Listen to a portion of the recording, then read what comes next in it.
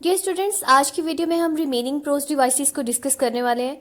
इससे पहली वीडियो में मैंने हाफ प्रोज डिवाइसेस को डिस्कस किया था, तो आज की वीडियो में हम एनेक्डोट से स्टार्ट करने वाले हैं। तो चलिए स्टार्ट करते हैं।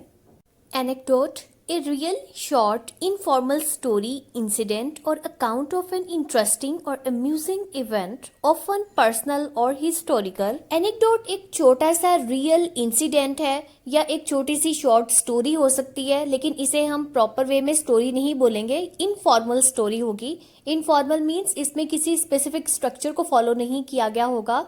तो ये किसी भी इंसिडेंट की शॉर्ट सी फनी डिटेल है। इसका मेन पर्पस एंटरटेन करना होता है और ये पर्सनल होते हैं या फिर हिस्टोरिकल भी हो सकते हैं, लेकिन ज्यादातर केसेस में ये पर्सनल ही होते हैं। An anecdote is something that happens whereas a story has a structure that makes it memorable and interesting. तो अब एनेक्डोट और स्टोरी में थोड़ा सा डिफरेंस है। एनेक्डोट हमें बताता है कि क्या हुआ था, मतलब आपके साथ सपोज कोई इंसिडेंट हुआ है, आप वो बता देते हैं, आप उसमें किसी स्ट्रक्चर को फॉलो नहीं करते। लेकिन जो स्टोरी होती है उसमें एक प्रॉपर बिगिनिंग होती है, फिर मिडल होता है, फिर एंड होता है। उसमें प्रॉपर कैरेक्टर्स होते हैं, कैरेक्टर्स की अपनी अपनी कैरेक्टरिस्टिक्स होती हैं, क्वालिटीज होती हैं। तो इस तरह से जो स्टोरी है वो डिफरेंट चीज़ है, वो स्ट्रक्चर्ड चीज़ है। लेकिन एनेक्डोट जो है ये शॉर्ट और इनफॉर्मल स्टोरी है और पर्सनल स्टोरी है। एनेक्डोट की कैरेक्टरिस्टिक्स देखते हैं। Anecdotes are very brief, ranging from a few sentences to a short paragraph. तो एनेक्डोट्स जो हैं ये ब्रीफ होते हैं, शॉर्ट होते हैं, मतलब थोड़े से सेंटेंसेस में हमें पूरा इंसिडेंट बता दिया जाता है। इट रिकाउंट्स एन इवेंट, इसमें किसी इवेंट को नरेट किया जाता है। रिकाउंट मीन्स दोबारा से बताया जाता है। It is informal, often conversational and relaxed in tone. तो इसकी टोन बड़ी रिलैक्स्ड होती है और इसमें आप सिंपल वे में एक बात बता देते हैं, इनफॉर्मल वे होता है, ठीक है। It focuses on a particular incident और इवेंट। तो इसमें जो मेन फोकस होता है वो वही इंसिडेंट होता है जो कोई बताना चाह रहा होता है। उस इवेंट या इंसिडेंट से हटकर किसी और बात पर, किसी और चीज पर फोकस नहीं किया जाता। इसके example to kill a mockingbird Harper Lee का नॉवल है, जिसमें स्काउट एक कैरेक्टर है और ये अपने चाइल्डहुड के एक्सपीरियंसेस बताता है, जिसमें रेशियल इनजस्टिस दिखाया गया होता है। जैसे टॉम रॉबिन्सन का ट्रायल चलता है, तो उस टाइम पर वाइट पीपल जो होते हैं वो ब्लैक पीपल को किस तरीके से उनके साथ इनजस्टिस करते हैं। तो वो एक एनेक्डोट की एग्जाम्पल है। नेक्स्ट है antithesis. Antithesis is a figure of speech involving A contradiction of ideas, words, clauses और sentences within a balanced grammatical structure. Antithesis ऐसा फिगर ऑफ स्पीच है या एक लिटरेरी टेक्निक है, लिटरेरी डिवाइस है, जिसमें दो ऑपोजिट आइडियाज, वर्ड्स या क्लॉजेस या सेंटेंसेस को एक साथ मिला के लिख दिया जाता है और इसमें प्रॉपर तरीके से ग्रामेटिकल स्ट्रक्चर के अंदर ये वर्ड्स, ऑपोजिट वर्ड्स या ऑपोजिट क्लॉजेज या ऑपोजिट सेंटेंसेस को लिखा जाता है। मतलब ऐसे तरीके से लिखा जाता है कि जो स्ट्रक्चर होता है वो भी खराब नहीं होता। Parallelism of expression serves to emphasise opposition of ideas. तो इसमें पैरेलल एक्सप्रेशंस यूज करके भी ऑपोजिट आइडियाज दिखाए जा सकते हैं। An antithesis must always contain two ideas within one statement. तो अगर एक स्टेटमेंट है उसमें दो ऑपोजिट आइडियाज भी हो सकते हैं, दो ऑपोजिट वर्ड्स भी हो सकते हैं। तो इस तरीके से हमें दो ऑपोजिट चीजें दिखाई जाती हैं। The word antithesis came from Greek. Antithesis means setting opposite. तो ये ग्रीक वर्ड एंटीथेसिस से निकला है, जिसका मतलब है सेटिंग ऑपोजिट, यानी दो ऑपोजिट चीजों को एक साथ रख देना। It is used in writing और speech either as a proposition that contrast with or reverses some previously mentioned proposition, or when two opposites are introduced together for contrasting effect.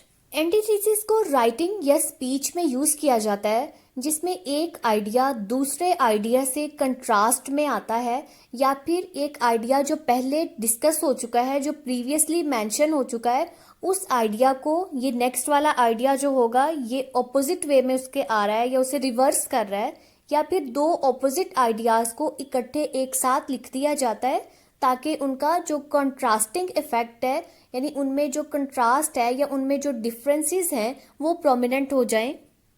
इसके एग्जाम्पल से आपको अच्छे से समझ में आएगा। Tale of two cities Charles Dickens का novel है। इसकी ओपनिंग लाइंस बेस्ट एग्जाम्पल है एंटीथेसिस की। ये कुछ इस तरह से है, it was the best of times, it was the worst of times. ये यहाँ पे मैंने सिर्फ टू ही मेंशन की हैं। नेक्स्ट एग्जाम्पल है टू बी और not to be, that is the question. ये हैमलेट की एग्जाम्पल है, विलियम शेक्सपियर की। Love is a rose but you would better not pick it, only grows when it is on the vine. अब ये भी एक antithesis है, इसमें एक प्रोपोजिशन जो है वो पिछले प्रोपोजिशन से ऑपोजिट वे में आ रहा है। नेक्स्ट है aphorism. Aphorism is a short and memorable statement expressing general truths, opinions और मॉरल प्रिंसिपल्स। एफोरिज्म एक छोटी सी स्टेटमेंट होती है जिसमें कोई बड़ी अकल की बात की गई होती है, या उसमें कोई मॉरल प्रिंसिपल या यूनिवर्सल प्रिंसिपल या कोई जनरल ट्रूथ दिखाई जाती है, या फिर हम कह सकते हैं कि यूनिवर्सल ट्रूथ उसमें बताई जाती है। मतलब वो बात जो होती है वो ऐसी होती है कि आपको लगता है कि वाकई ही ये बहुत अच्छी बात की गई है। जैसे कि देखें, know thyself, ancient Greek aphorism है। और फिर an apple a day keeps the doctor away. अब ये भी एक एफोरिज्म की ही एग्जांपल है। इसमें एक छोटी सी बात है, वो बड़े अच्छे अंदाज में बहुत लिमिटेड वर्ड्स यूज करके एक बड़ी बात कह दी गई है, और है भी वो जनरल ट्रूथ। अब हम इसकी कैरेक्टरिस्टिक्स देखते हैं। तो पहले इंपॉर्टेंट कैरेक्टरिस्टिक ये है कि ये कंसाइज होता है, एक ही स्टेटमेंट होगी या एक ही फ्रेज होगी जिसमें हमें पूरी बात कह दी गई होगी। सेकंड है कि ये वाइज होता है, मतलब इसमें कोई ढंग की, कोई अकल की या कोई अच्छी बात की गई होती है जिसे हमें गाइडेंस मिल रही होती है। और तीसरी है यूनिवर्सल, मतलब ये है कि वो चीज, वो बात किसी एक बंदे पे अप्लाई नहीं होगी बल्कि वो बहुत सारे लोगों के लिए फायदामंद हो सकती है। और लास्ट वन है मेमोरेबल, और वो ऐसे वर्ड्स होंगे, वो ऐसी बात होगी कि वो आपको हमेशा याद रहेगी। तो ये एफोरिज्म की इंपॉर्टेंट कैरेक्टरिस्टिक्स हैं। Diction. Diction is a writer's unique style of expression, especially choice and use of words, phrases and language structures in spoken और written communication। तो डिक्शन किसी राइटर का वो यूनिक स्टाइल है जिसके अकॉर्डिंग वो वर्ड्स, फ्रेजेस या सेंटेंसेस या अपने लैंग्वेज को सिलेक्ट करता है, और सिलेक्ट करने के बाद वो कोई स्पीच कहता है या किसी राइटिंग में यूज़ करता है। मतलब राइटर ने एक कहानी लिखी है या उसने एक ऐसे लिखना है या उसने एक स्पीच करनी है, तो उसमें वो किस तरह के वर्ड्स यूज़ करेगा, किस तरह की लैंग्वेज यूज़ करेगा, कौन से सेंटेंसेस होंगे, फ्रेजेस होंगे। तो राइटर की ये जो चॉइस ऑफ वर्ड्स होगी ये उसका डिक्शन होगा। Types of Dickson. डिक्शन की कुछ टाइप्स हैं। फॉर्मल। फॉर्मल डिक्शन ऐसा होगा जिसमें आप ऐसे वर्ड्स यूज करेंगे जो बहुत फॉर्मल टाइप के होंगे। सपोज आप वर्क प्लेस पे हैं, वर्क प्लेस पे आप अपने बॉस के साथ जिस तरह की लैंग्वेज यूज करेंगे वो आपकी फॉर्मल लैंग्वेज होगी। तो इस तरह से डिक्शन भी ये फॉर्मल होगा। इनफॉर्मल मीन्स जिसमें आपकी टोन बड़ी रिलैक्स होगी, जिस तरह आप अपने फ्रेंड से बात कर रहे होते हैं, अपने एज फेलो से बात कर रहे हैं, तो वो इनफॉर्मल होती है। उसके बाद है टेक्निकल। इसमें स्पेशल किस्म की वोकैबुलरी यूज होती है, यानी जो किसी सिचुएशन के अकॉर्डिंग होती है। जैसे रिपोर्ट लिख रहे हैं आप, तो उस रिपोर्ट में आप टेक्निकल वोकैबुलरी यूज करेंगे। फिर है लिटरेरी। लिटरेरी में आप फिगर्स ऑफ स्पीच यूज करेंगे या पोइटिक या इस टाइप की लैंग्वेज होगी। तो ये डिफरेंट टाइप्स हैं डिक्शन की। नेक्स्ट है inversion. An inversion is a literary device in which the writer changes the normal order of words. They are reversed, therefore leading to a different kind of effect. तो inversion ऐसी literary device है जिसमें writer words का structure change कर देता है। जैसे suppose आपको पता है इंग्लिश में सेंटेंस पैटर्न है SVO, पहले सब्जेक्ट आएगा, फिर वर्ब और फिर ऑब्जेक्ट आएगा। लेकिन इन्वर्जन में ये जो स्पेसिफिक स्ट्रक्चर है राइटर इसको उलट देगा, चेंज कर देगा, क्योंकि इन्वर्ट का लिटरल मीनिंग है अपसाइड डाउन, यानी किसी चीज को ऊपर से नीचे ले आना और जो चीज नीचे है उसे आप ऊपर कर दें। तो इस तरीके से राइटर एक डिफरेंट किस्म का इफेक्ट क्रिएट करने के लिए इन्वर्जन को यूज करते हैं। इन्वर्जन की भी कुछ टाइप्स हैं। स्टाइलिस्टिक इन्वर्जन, इसका मेन पर्पस होता है रिटोरिकल इफेक्ट क्रिएट करना। फिर ग्रामेटिकल इन्वर्जन भी हो सकती है जिसमें सेंटेंस स्ट्रक्चर चेंज कर दिया जाता है। सिमेंटिक इन्वर्जन में मीनिंग को चेंज कर दिया जाता है, मीनिंग को उलट दिया जाता है। एग्जाम्पल देखें, up the hill rain the child. अब ये स्टाइलिस्टिक इन्वर्जन है, इसमें जो सेंटेंस का स्टाइल है उसमें रिटोरिक के लिए चेंजिंग कर दी गई है। फिर सेकंड देखें, rarely have I seen such beauty. अब यहाँ पे ग्रामेटिकल इन्वर्जन को यूज किया हुआ है क्योंकि यहाँ पे जो स्ट्रक्चर है उसमें चेंजिंग है। थर्ड वन है नॉट बैड मीनिंग गुड। अब ये सिमेंटिक इन्वर्जन है। आपने बात कही कुछ और है और उसका मीनिंग कुछ और है, तो इस तरीके से ये मीनिंग में इन्वर्जन है।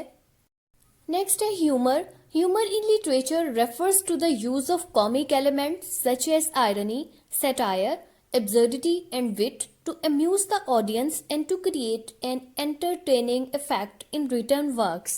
ह्यूमर भी एक प्रोज डिवाइस है जिसे राइटर्स लिटरेचर में यूज करते हैं ताकि कॉमिक इफेक्ट क्रिएट करें, अपनी ऑडियंस को हंसा सकें।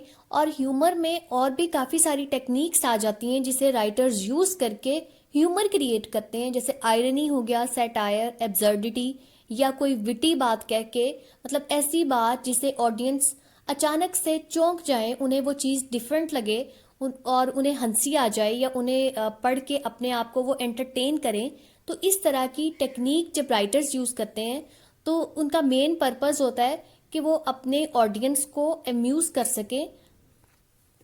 The term derives from the humoral medicine of the ancient Greeks, which taught that the balance of fluids in the human body, known as humerus, Latin humor, body fluid, controlled human health and emotion. तो humour word Greek language से आया है। Ancient Greece में body के लिए 4 types के humours introduce करवाए गए थे। मतलब ये था, इनका कहना था कि हर इंसान की बॉडी में डिफरेंट टाइप का ह्यूमर होता है और वो टोटल 4 टाइप्स के होते हैं। तो ह्यूमर वर्ड का लिटरल मीनिंग भी बॉडी फ्लूइड ही है। तो ये जिस तरह का फ्लूइड होगा, इंसान की बॉडी भी उसी तरह की होगी, उसका मूड भी वैसा होगा। तो ये टर्म जो है ये बेसिकली ग्रीक मेडिसिन से आई है। अब ह्यूमर को यूज करने के पर्पसेस क्या हो सकते हैं? पहला पर्पस तो सबको ही पता है कि एंटरटेनमेंट। सेकंड है सोशल कमेंट्री, मतलब किसी सोसाइटी पर कमेंट करने के लिए भी ह्यूमर को यूज किया जाता है, जैसे कि सेंटिमेंटल कॉमेडीज या फिर कॉमेडी ऑफ मैनर्स, जो कि 17th और 18th सेंचुरी में बहुत कॉमन थी। तो उनका बेसिक पर्पस सोशल कमेंट्री ही होता था। फिर थर्ड वन है क्रिटिक, मतलब क्रिटिसाइज करने के लिए। फोर्थ है कैरेक्टर डेवलपमेंट और फिफ्थ है रिलीफ। कॉमिक रिलीफ वर्ड आपने सुना होगा। राइटर्स ये वर्ड, ये चीज़ जो है, ये टेक्निक ड्रामास में यूज़ किया करते थे, स्पेशली ट्रेजेडी में। जब सिचुएशन बहुत ज़्यादा टफ हो जाती, बहुत ज़्यादा सीरियस हो जाती, तो वो ट्रेजिक इफेक्ट को कम करने के लिए वहाँ पर कोई थोड़ा सा फनी इंसिडेंट डाल देते थे, उसे कॉमिक रिलीफ बोलते थे। लास्ट प्रोज डिवाइस है pathos. Pathos is a literary device that evokes emotion, sympathy or empathy in readers, often by appealing to their feelings, sensibilities or experiences. तो पैथोस ऐसी literary device है जिसमें writer अपने reader के emotions को create कर देता है। अब इमोशंस को किस तरीके से क्रिएट करता है, उसके लिए वो वर्डिंग ऐसे यूज कर सकता है या अपने कुछ एक्सपीरियंस बता के वो कर सकता है। तो इसमें बेसिकली जो रीडर होता है उसके अंदर वैसी ही सिंपथी क्रिएट हो जाती है। मतलब ये है कि सपोज आप एक स्टोरी पढ़ रहे हैं जिसमें एक कैरेक्टर का बहुत सीवियर किस्म का एक्सीडेंट हो जाता है, वो पैरालाइज हो जाता है। अब वो इंसिडेंट पढ़ के आपके अंदर इमोशंस क्रिएट हो जाएं, आपको वैसे ही लगे कि जैसे वो ट्रेजिक कैरेक्टर है, वो क्या फील कर रहा है, क्या सोच रहा है, तो आपके अंदर ये जो इमोशंस क्रिएट होंगे। तो ये टेक्निक जो राइटर ने यूज की है ये बेसिकली पैथोस है। It is used most often in persuasive speeches और writing to convince a reader और ऑडियंस ऑफ समथिंग। तो बेसिकली ये टेक्निक परसुएसिव राइटिंग में यूज की जाती है जिसमें रीडर को परसुएट किया जाता है। मतलब यह है कि राइटर का मेन पर्पस अपने रीडर को किसी चीज पर कन्विंस करना होता है। पैथोस के डिफरेंट टाइप्स हैं, लाइक सेंटिमेंटल पैथोस, इसमें रीडर के अंदर सेंटिमेंट्स, इमोशंस क्रिएट हो जाते हैं। ट्रेजिक पैथोस में उसे सॉरो या पिटी के इमोशंस उसमें आते हैं। नॉस्टैल्जिक पैथोस में वो अपने पास्ट को याद करने लग जाता है। ह्यूमरस पैथोस उसमें अम्यूजमेंट या लॉफ्टर क्रिएट करता है। एग्जाम्पल्स देखें, शेक्सपियर्स रोमियो एंड जूलियट, ये ट्रेजिक पैथोस की एग्जाम्पल है। Dickens Oliver Twist sentimental pathos की एग्जाम्पल है। हार्पर ली का to kill a mockingbird, ये नॉस्टैल्जिक पैथोस है। टोनी मॉरिसन का बिलवर्ड, ये ट्रेजिक पैथोस की एग्जाम्पल है। तो व्यूअर्स, ये थी complete prose devices. I hope आपको इनकी बहुत अच्छे से समझ आई होगी। अगर आपको पार्ट 1 नहीं मिल रहा तो पार्ट 1 का लिंक मैं डिस्क्रिप्शन में दे दूंगी, आप वहां से चेक कर सकते हैं। तो मेरी वीडियो को आपने लाइक और शेयर जरूर करना है, मेरे चैनल को भी आपने सब्सक्राइब करना है। Thank you for watching.